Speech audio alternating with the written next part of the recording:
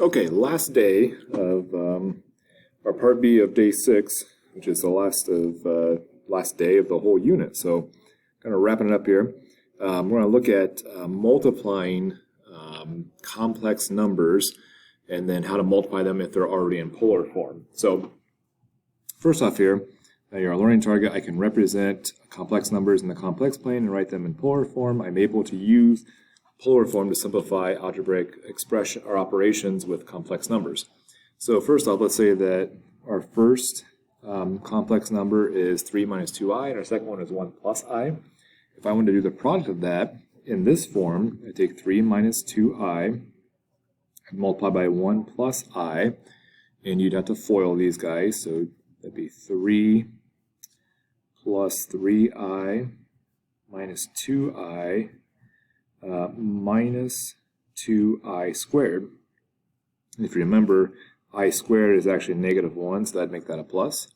So this would be 3 plus 2 is 5, 3i minus 2i is I. So the final answer of that would be 5 plus I. And then if I wanted it in polar form, well, now I got to do this work where I got to change it into polar form, which would be 5 squared, so 5 squared plus 1 squared, which would be, you would say radical 26, or I'll just say 5.09. And then, let's see here, so 5.09 cosine plus I sine. And I got to find the angle now, so the angle that this makes, and this is right 5 up 1. So right 5 up 1. So if I do inverse tangent on this, this is the answer. If I do inverse tangent of 1 over 5, since I'm in the first quadrant, the answer it gives me is my answer, which is 11.3 degrees. 11.3 degrees. Now if I said quotient, so I want to divide those, we'll say 3 minus 2i divided by 1 plus I. Anytime you want to divide them, remember you can't really divide them, we can only multiply by conjugates. We want to get i's out of the bottom because i's actually represent radical -1s or radicals, basically. We don't want any radicals in the denominator. So on this one, I'll multiply by 1 minus I on top and bottom. So this would be, let's see, 3 minus 3i minus 2i plus 2i squared on top, which this would, instead of plus 2i squared, that'd become minus 2, because it's like multiplying by negative. And then on bottom, I got 1 outer plus inner, because their conjugates will cancel out, so I don't need to write the outer product and the inner product. Then I'm just going to do the last, so it'd be minus I squared, which is actually minus -1, so it'd be plus 1. So I've got this over 2. 3 minus 2 is 1, and then minus 5i. So if I want to write this as a complex number, it'd be 1 over 2 minus 5 halves I.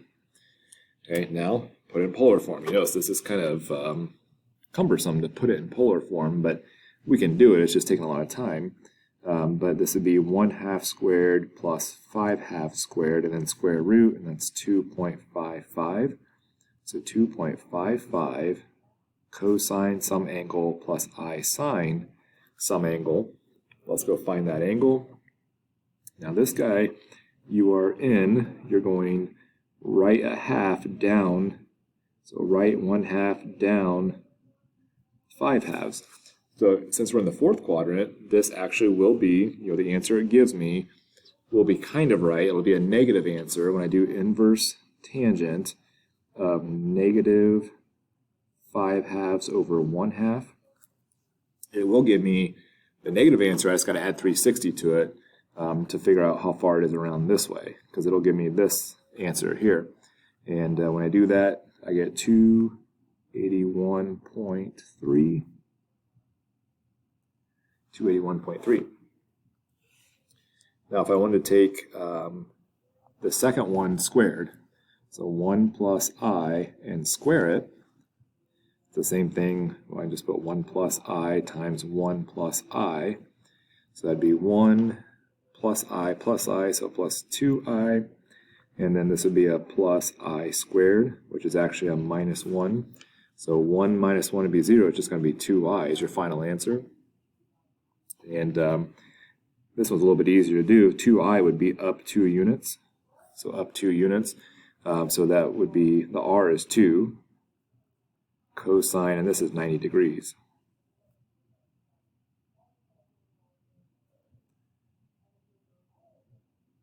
Okay. So not too bad. We can do all these. We can multiply, divide. We can square in rectangular form.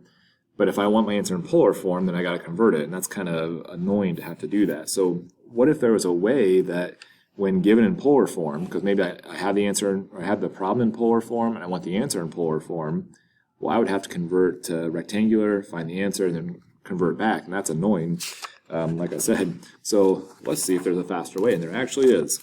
Okay, so fantastic. I don't have to convert. If I have it in polar form, I can leave it in polar form and do the operation. So let's say that the first complex number is this guy. Here's Z2 is the second guy. If you're going to multiply them together, you're actually going to multiply the r's together out front, but you're going to add the thetas. So you're going to multiply the r's, add the thetas on the inside.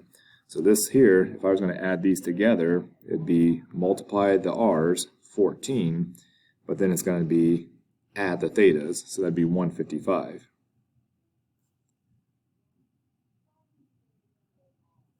Okay? And that was a lot easier than converting both of these back to rectangular, multiplying them, and then converting back to polar. This is so much quicker. Okay? So over here, if I want to multiply these guys, and it says leave your answer in polar form, which is also called trigonometric form. So on the Math Excel, called it trigonometric sometimes. So I want to multiply these together, so I want to multiply the r's together. So that'd be radical 3 over 3. And then cosine, and I'm going to add these two guys together. So if you have 3/4 pi plus pi over 6, think 12ths. We'll make these 12ths. So this would be 9/12 pi, and this would be 2/12 pi, so that'd be 11 pi over 12, plus I sine 11 pi over 12. And that's it. That's how you multiply them. Now, whenever you are dividing them, when you're dividing the two, you divide the r's out front, and you subtract. So it'd be the top one minus the bottom one. Okay, so on this one, it'll be 30 minus 60. So order does matter on this one. Order definitely matters. So on this guy, the r out front, when I have 2 and a 3, that'd be 2/3. Cosine, and then 30 minus 60, and you can just leave it as negative 30. You can make it 330 degrees. I think Math Excel actually accepts this and wants this. I just messed around with it, and I had one where I typed in the negative, it counted it right. When I typed in the positive, it actually counted it wrong, even though it was equivalent. It was one of those, this is equivalent, but it's not quite right. One of those deals. So just leave it negative when you put it into Math Excel. Over here, divide the r's, so that's 2. And then it'd be cosine, and I'm going to subtract these guys. So 5 pi minus 2 pi is 3 pi. So much easier than converting back to rectangular, doing the operation, and then bringing it back to polar. That would take so much time. Now, what if we were going to take it to a power? Take it just a single complex number to a power. Well, there was a famous mathematician, de Moivre. He decided he's going to figure it out, and it kind of makes sense that if it's r cosine theta sine theta, if you're going to take it to the second power, you'd multiply r times itself and then add theta to itself. Or if I take it to the fourth power, I take r times itself 4 times and then multiply this by 4. And that's exactly what we do here. So this isn't groundbreaking that de Moivre figured out, but given that we know this one up here, you add them together. So if you're adding multiple times, you multiply. If you're multiplying multiple times, you use an exponent. And that's all this de Moivre's theorem is really doing. So on this first guy, now the r out front is a 1. It's not written, so it's a 1. So I'm going to take, and my exponent is 3, so I need to take my r to my power, so 1 to the third. And then I got to take my angle times whatever that power is. So not to the power, but times that power. So I'm going to take it times 3. So pi over 4 times 3 is 3 pi over 4. And that's my answer. That's it. And the 1 doesn't really need to be there because 1 cubed is 1. And you just go like that, and that's your final answer. So maybe I'll just do this. You put the 1 there, you can leave it out if you want. This one actually, if I want to do the 5th power, I could leave it in rectangular form. That's going to take a while. It actually be faster to convert to polar form and then use de Moivre's theorem. It's so much faster. So let's convert this. So if I had, let's see, 1 squared plus 1 squared, that's a square root of 2. So that equals r. And then my angle on this one, it's right 1, up 1. If I'm graphing it, right 1, up 1. So that's the opposite and the adjacent have a ratio of 1 to 1. It's actually just pi over 4. Now you could put in the calculator inverse tangent of 1 over 1. It'll give you 45. You can leave it as 45. I guess it doesn't say it has to be in radians, but I just put it in radians on this one. So on this guy, my r is radical 2, my theta. So I'm going to take it to the 5th power. So that'd be r, which is, I'll just put radical 2 would be 2 to the 1/2. Take to the 5th power, that'd be 2 to the 5/2 power. And I can give a decimal later, or I just do it right now. So this would be 5.65. And then it'd be cosine my theta times my power. So it'd be 5 pi over 4 plus I sine 5 pi over 4. So if you wanted to, you could do 1 plus I times 1 plus I times 1 plus I, do it 5 times. Do a whole bunch of foiling and then distributing, and that would just take forever, or I could put it in polar form and do it a lot faster. Okay, so this is one of those rare days where you have a third page, and this is probably the hardest thing to understand on what we're doing so far. So the operations were not very difficult. So multiplying, dividing, taking to the power is not very difficult, but taking the root, this gets crazy. It gets kind of weird. Okay, so what I would do. So out front here, it says if you're taking the nth root, go ahead and do that to the r. So I want the 4th root of 16, so I'm going to do the 4th root of 16, and that's 2. So that is my new r. That equals the r for the root. What's going to happen is, for numbers, you have 1 4th root. Like here, the 4th root of 16 is 2. But this complex number has 4 different 4th roots. Because since it's periodic and things repeat, there's different ways to take it to the 4th power and get this answer. So we're going to have 4 different 4th roots.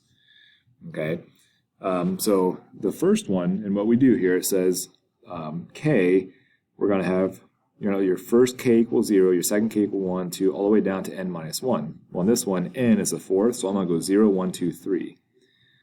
And that's going to help me, so I'll just put this over here. I'll say k 0, 1, 2, 3. So this will be, when I evaluate this will be my first one, second one, third one, fourth one.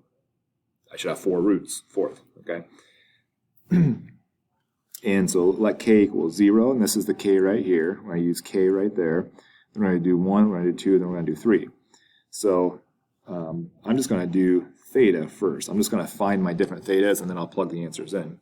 So my first theta, my first one that could be, is the theta in the problem, so pi over 2,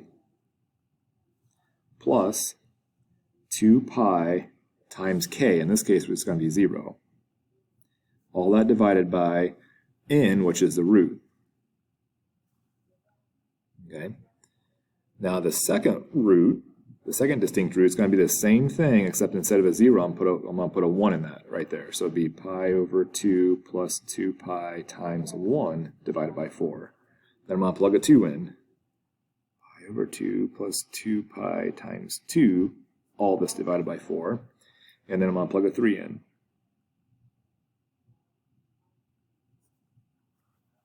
Okay, now simplify this.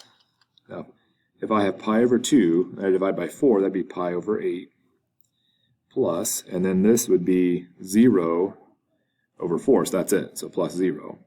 So the first theta is going to be pi over 8. So if I want to write my answer, the r is 2, cosine pi over 8, plus I sine pi over 8.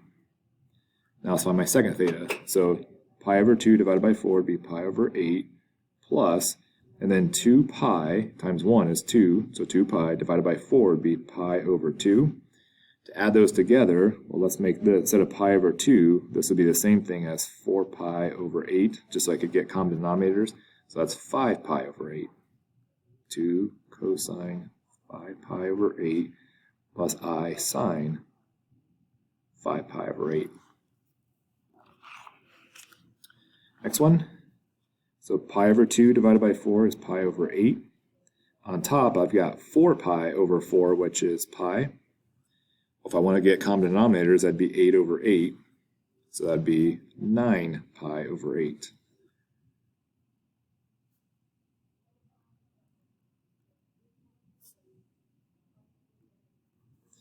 And then the last one here, see a lot of similarities. And on this one, it is going up by 4. Well, what do we say? So it's going up by 4 pi over 8, which is half a pi. It's going up by half a pi every time.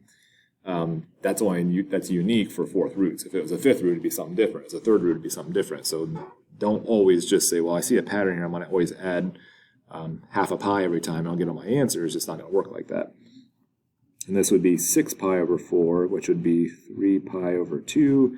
Again, if I'm at common denominators, take it times 4. So 3 times, so this would be a 12, and this would be an 8. So 12 plus 1, so it'd be 13 pi over 8. So this would be 2 cosine 13 pi over 8 plus I sine 13 pi over 8. So this one right here, if I took this to the fourth power, I get that answer. But also if I took this to the fourth power, I get that answer. This one and this one. There. So we have 4 different fourth roots, 4 distinct fourth roots. Doesn't happen with real numbers, but does happen with complex polar numbers. And then down here, I'll go a little bit faster because this video is getting long. But on this guy, if we, again, letter K, it's a fourth root, so I'm going to start with 0, 1, 0, 1, 2, 3. Oh, I should put it in. Right now, it's just 16. That'd be the same thing because this is 16 plus 0i, which is going to be 16. And if this is right 16, that means it's cosine 0, not theta, 0 degrees, or 0 pi. Maybe I'll say pi because pi's are easier, I think. You don't get weird decimals when you do pi's. Plus I sine 0. Okay. So first off, the fourth root of 16 is 2, so all these are going to start with 2, just like the above. And now I'm going to start with the angle, which is 0. So 0 plus 2 pi times k divided by the root is 4, so that's what I'm going to divide by. And then 0 plus 2 pi times 1 divided by 4. 0 plus 2 pi times 2 divided by 4. 0 plus 2 pi times 3 divided by 4. Let's figure out what all of our thetas are here. Well, this is 0 and that's 0, so this is going to be 0. 0 plus 2 pi over 4, well, that's just 2 pi over 4, pi over 2. 0 plus, and then this is 4 pi over 4, which would be pi. And then this one, let's see, 3 pi would be 6 pi over 4, so that'd be 3 pi over 2. So my r is 2, my thetas are these guys here, I got to write them out. So it'd be 2 cosine, cosine.